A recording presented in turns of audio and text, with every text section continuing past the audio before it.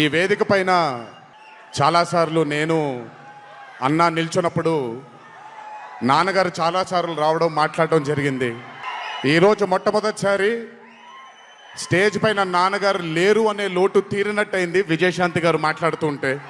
Arjun son of Vyjayanthi చిత్రంలో నాన్నగారు ఈరోజు ప్రీ రిలీజ్ ఫంక్షన్ రోజు నాన్నగారు ఉండుంటే ఎలా ఉంటుందో అది ఈరోజు విజయశాంతి గారు మాట్లాడినప్పుడు నాకు ఆ లోటు భర్తీ అయిపోయింది. చాలామంది హీరోలు చాలామందికి రంజింపజేసి చాలామందిని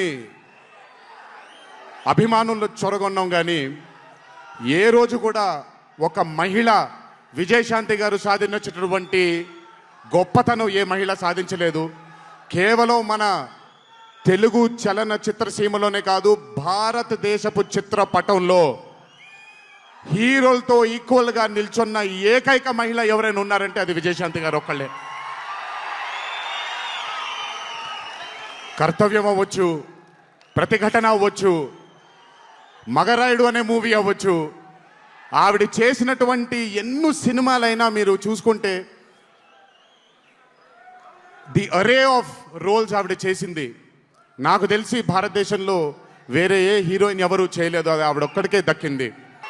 ఈ చిత్రం అర్జున్ సన్ ఆఫ్ వైజయంతి అనే థాట్ కూడా నాకు అనిపిస్తుంది, మరి నిజమో లేదో తెలియదు. కర్తవ్యంలో ఉండే ఆ పోలీస్ ఆఫీసర్కి ఒక కొడుకు పుడితే ఎలా ఉంటుందో అక్కడి నుంచే మొదలై ఉండొచ్చు డైలాగ్, ఐడియా. సో చాలా ఆనందంగా ఉంది.